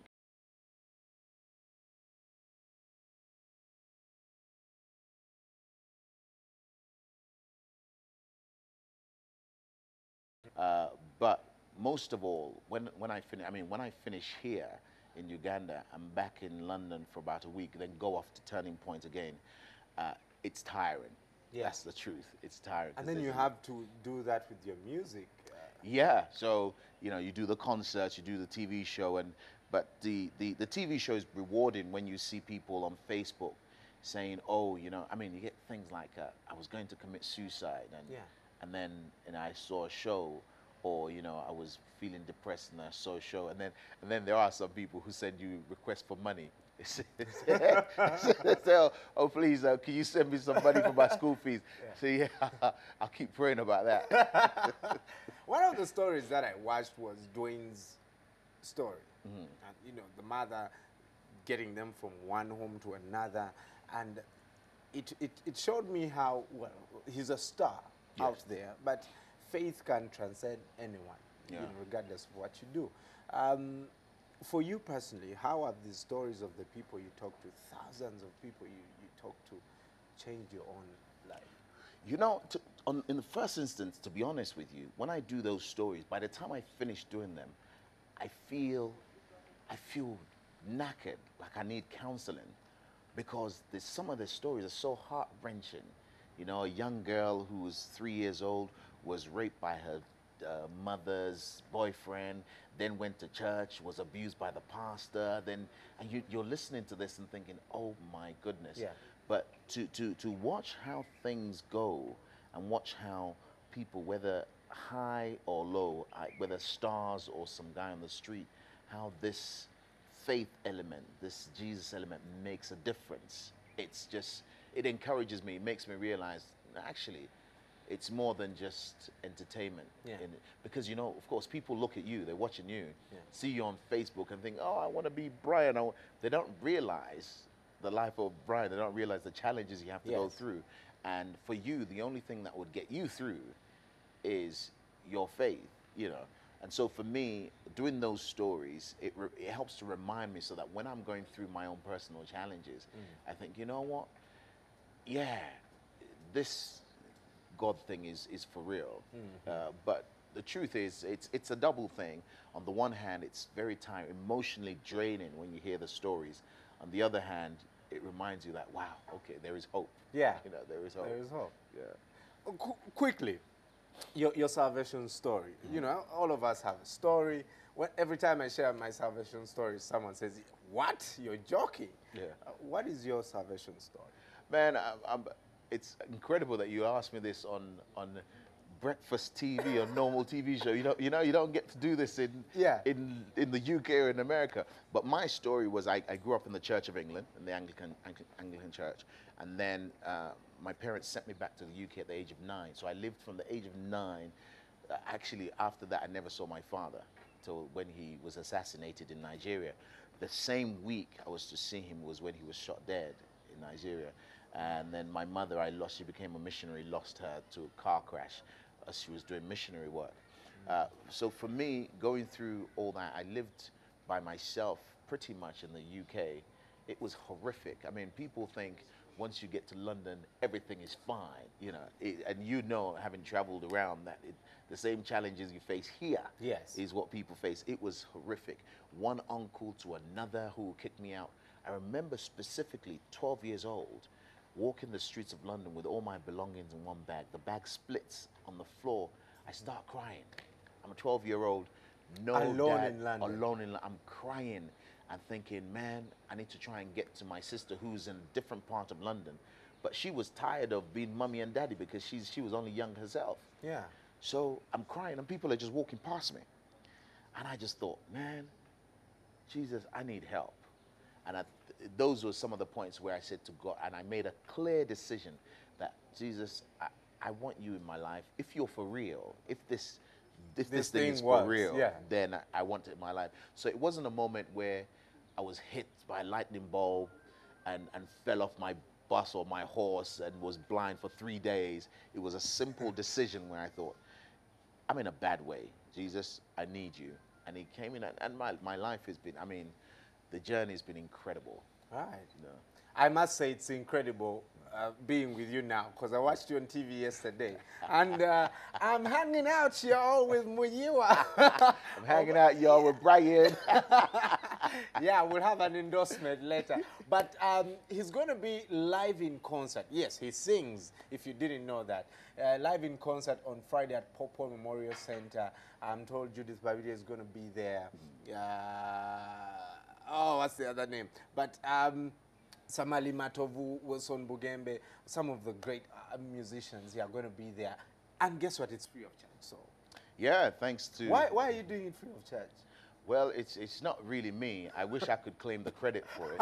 Yeah, it's really Gospel Evolutions. Gospel Evolutions it's run by a brother of mine who lives in the UK. He's Ugandan but lives in the UK, and he does a lot of concerts in the UK. And somehow he felt on his heart to do something here and do it for free. I don't know, you'll have to pray for him because, Awesome, man.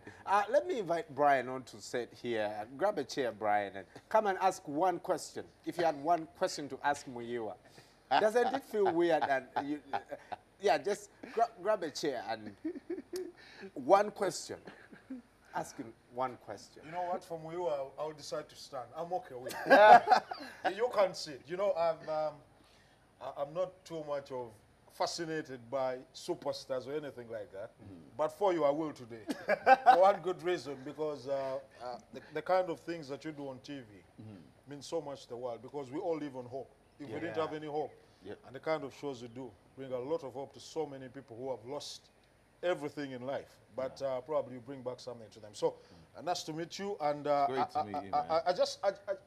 I don't even know what to ask because I have like a zillion questions to ask, Let me ask you quickly before you leave. Yeah. Your radio career. Tell us about that. That was incredible. It just happened. I tell you, anyone watching this, if they can get anything from what I've said, just be aware that where you are now, even if you're in pain, is not the end. Because I was in such dire straits, and it just happened that I went to the radio station to promote our first CD that no one knew about, no one wanted to play. It just happened the radio station played it. It just happened that they've been looking for a presenter for a particular show for a year. Wow. And they heard my voice during the interview. The station director and the chief exec called me to ask me, would I do the show? And I was like, can I play my record? I would do it for free. And it just happened. I started doing the show. One show became 2 shows, became 3 shows, became I'm now running the station. And all that simply because I just happened to be in a place where I was doing an interview. I mean, I could tell you so much more about it, but the one thing I have to say to someone right now is don't give up hope. Yeah. Don't give up hope. That the thing you're doing, which you believe it's yours to do, or God has called you to do, or it's your, keep working at it, because somehow, and it will just happen suddenly, and everyone will say, ah, this man is so lucky. Oh. Yeah. They don't know you've been grinding, grinding. They don't know that you're from Nigeria.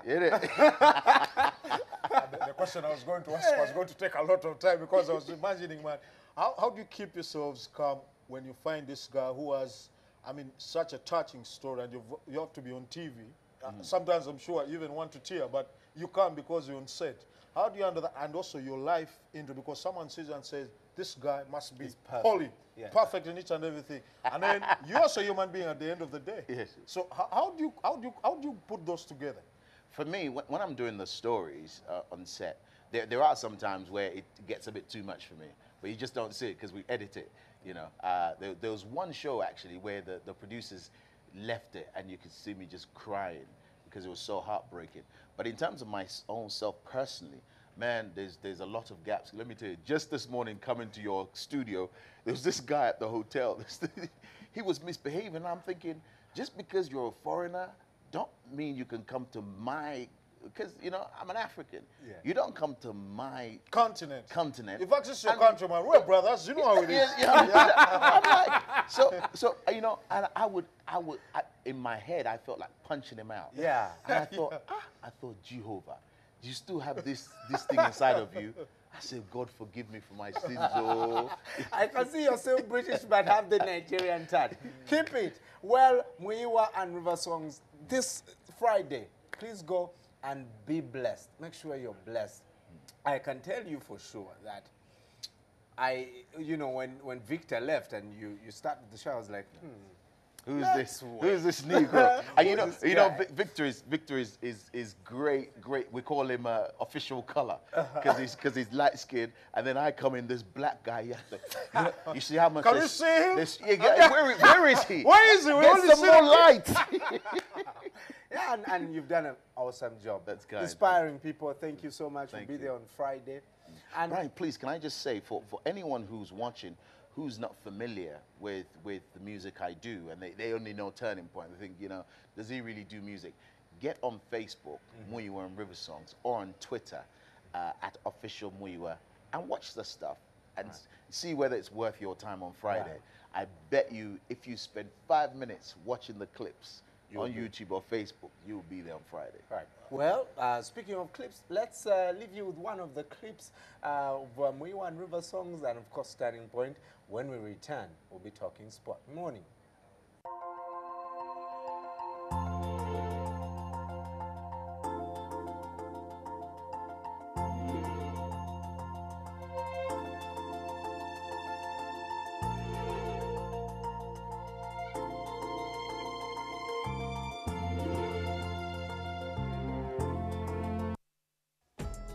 Welcome back. We've reached the end of our program. Here to close us out is Iffy with a song titled We Cry. From all of us here at Turning Point International, goodbye and God bless.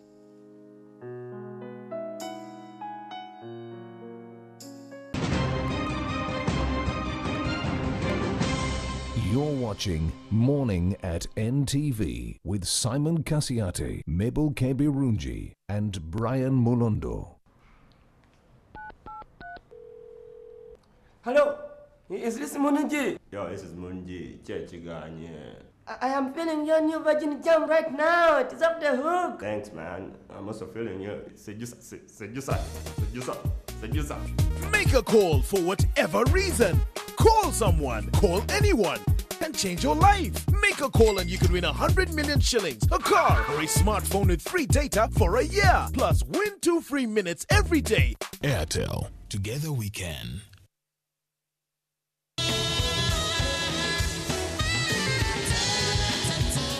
Welcome to Jazz with Isaiah, a musical venture that is entertaining.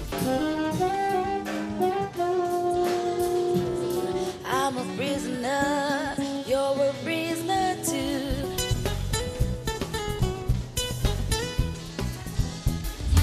educative. It is not about just standing on stage. Informative. Jazz is a type of music from the African American background. And inspiring. I have a goal of like breaking it down.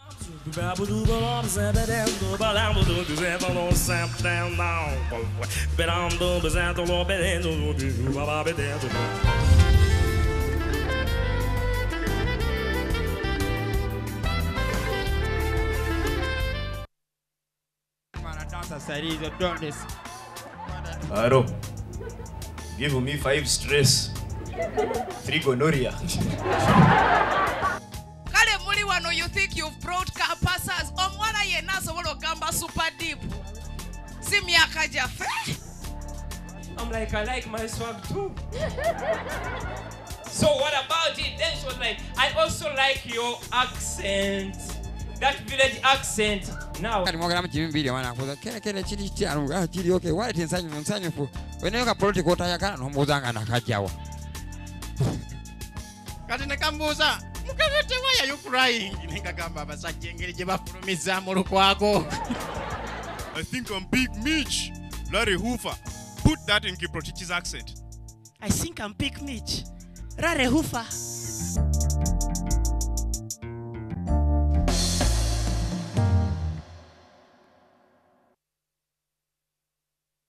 On the next episode, brought to you by At Orange, we know you want to do more on the internet. That's why we bring you happy hour day and night. Destiny River. This story does not sound right. Have you ever seen honest circus people in your life? These people are worthless. I want you to look into that. Amelia, if you want to ride, I can drop you off at the ranch. Actually, I think I'll stay with Manuel and Fred. Give me a chance to be the happiest man in the world. Will you marry me?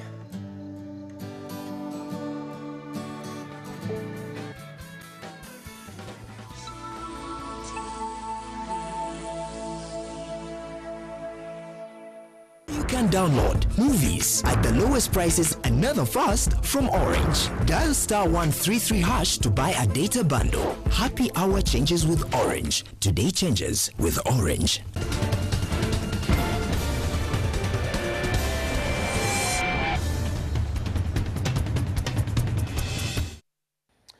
On to 9. Thank you so much for staying with us. What an awesome opportunity to meet this guy. Yeah, absolutely. Fantastic. Really awesome.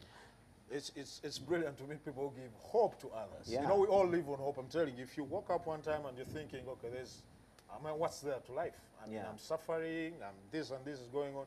Those are the guys who tell you. And that's what church does to so many people. You know, the impact that church has on people.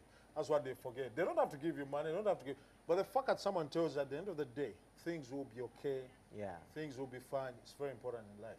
Yeah, you might be suicidal this morning. Yeah. Hopefully we gave you some little hope. That's, you know, our mission here, to make sure you have an awesome day. Well, Brian, talking sport, Cranes were involved in a friendly yesterday. Tell us about it. Unfortunately, it didn't go that well. Considered 2 goals, quick goals in the first half, and that's how the game ended. They lost 2-0 to Niger.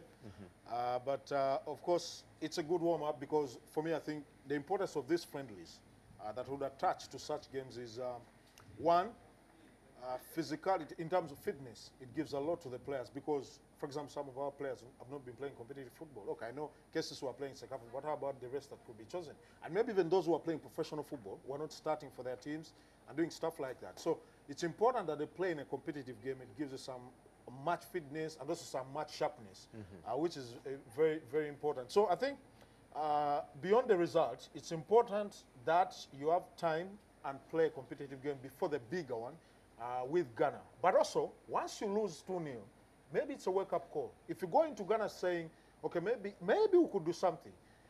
You lose 2-0, wake-up call, and you're thinking, okay, I guess we've got a lot of work to do. But of course, the team had just been together thinking Tuesday. Some of the players came linked up in Niger, so probably they didn't even have any time to train together. Now, after the Niger game, I'm sure they will come together, they play the match together, they will train together. That'll be fantastic. I think they can pick it up from there. So, but this probably Ghana, because now they'll leave for Accra, where they will be games today. Absolutely. Games have actually been going on while the Zone 5 also, but of course the attention was on Zone 5. Yeah. Apart from the teams that were participating, eye on them because we're being represented by City Hall, Tiger Head Power, UCU Lady Cannons, and of course it's KCC Leopard. So it's important that we do have the attention on the other side, support our guys who are the other side, because once all those teams go, it's like a national team. We've got to give them some support. But league action is back. All the teams are back. City Hall, KCC, UCU are all back in the country now. League action resumes today. Good games, both for men, weather permitting, because of our... Yeah, about 3, 4 p.m. starts to rain. Absolutely, yeah, about 3 or 4 p.m. unfortunately. But because of our, I mean, I don't know what words to use. The non-existent, the greedy, I find them useless sports administrators. We can't use Lugogo. So we have to suffer with the rain. If it rains, too bad we won't play. If it doesn't, then we have basketball, because the first game at 6:30 will be Vegetarian playing against Falcons, who are having a fantastic season in my view. After losing Ramadan, AK teams that have beaten up on them, they've competed. And they've added guards, so in that aspect, they're really covered. So you think things can only get better for them towards the end of the season. That's the first game. Then at 8:30, DJ Elites Angels up against Ria Warriors. Fantastic game at 8:30. That one should be an interesting one. We can only wait and see. So good, fantastic games at the YMCA today. So are these guys actually vegetarian? I don't know. It's crazy, but they are vegetarian. So maybe you'd understand why. Well, but fans and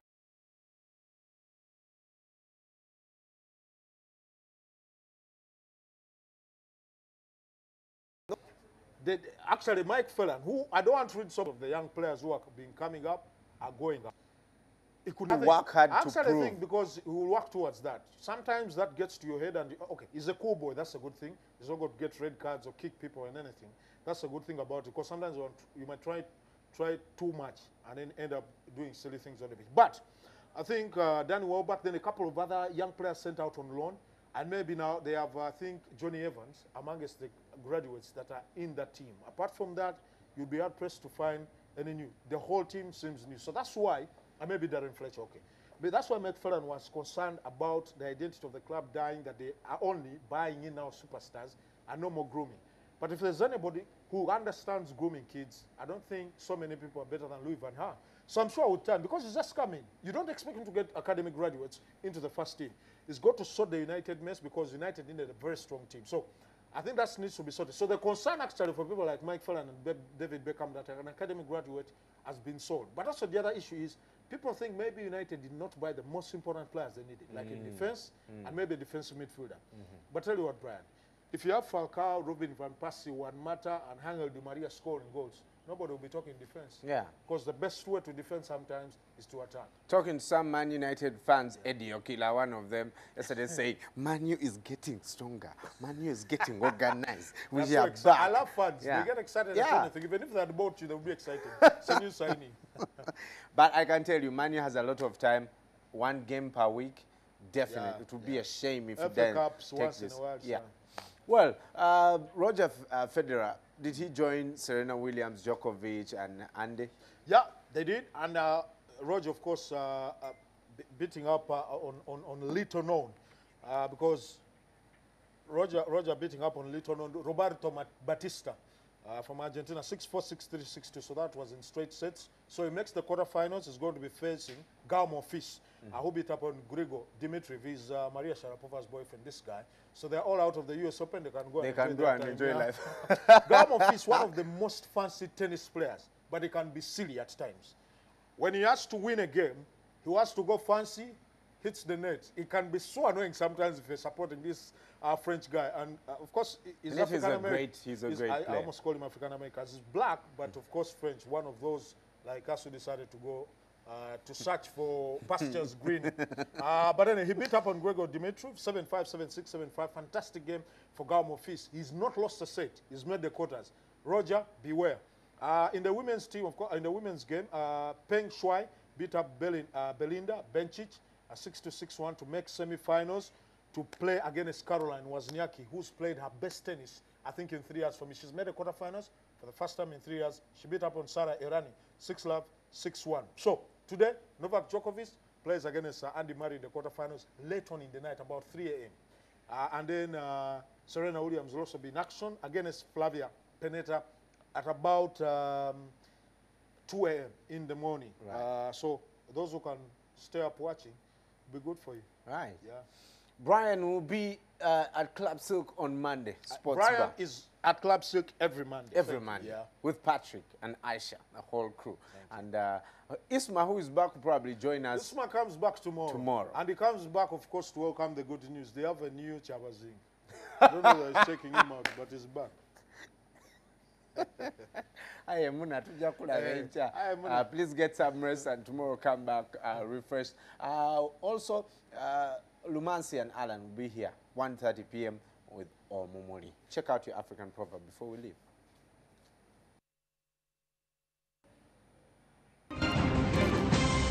You're watching Morning at NTV with Simon Kasiate, Mabel Kebirunji, and Brian Mulondo.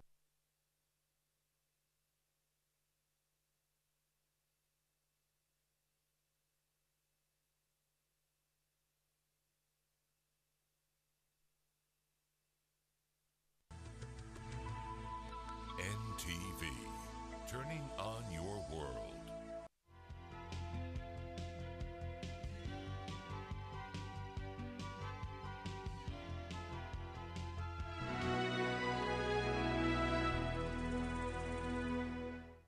Use White Star Laundry Bar Soap with a lemon fragrance and you'll have a fresh, clean day. Be like a star. Use White Star.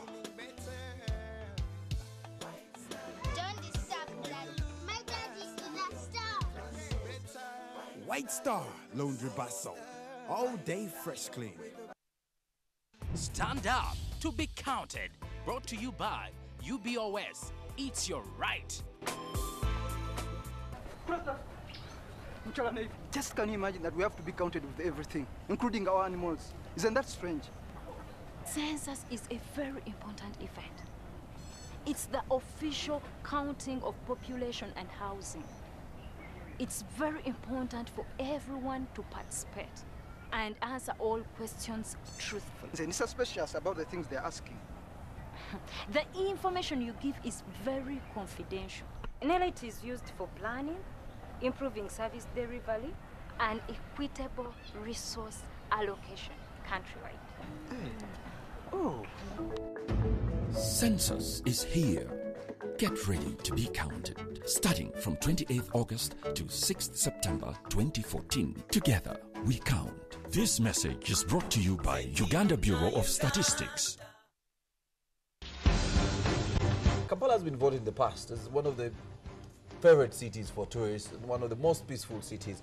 That is something that is changing. Kale Kaihura, the Inspector General of Police, and President Yoweri Museveni, their alliance, they can only crack down or stop individual strikes and individual demonstrations. But I don't think they can stop the growth of militancy. No holds barred. Besigye and Lukwago have particular grievances against the government, some legitimate, some misguided. What should the police do? Of course, the police has to intervene, A, to protect the power of President Yoweri Museveni and the NRM from disruption by Besigye and Lukwago, but B, also, never forget this, to protect those ordinary people whose property gets destroyed. I want to ask that many think that they've actually been frustrated. Opposition parties in Africa do not tend to be constructed around policy differences. FDC lacks a glue to hold its coalition of different power-hungry individuals together. Incisive. You see, the NRM is more divided internally than the FDC. The advantage with the NRM is it has political power. Analytical. I think that one of the best organized political parties in Uganda is the PPP, the People's Progressive Party with Dan Sali. This idea that everybody is telling around the world that Africans are poor and they cannot contribute to their own political and social emancipation is crap. In fact, I think that the opposition party... Hour, day and night.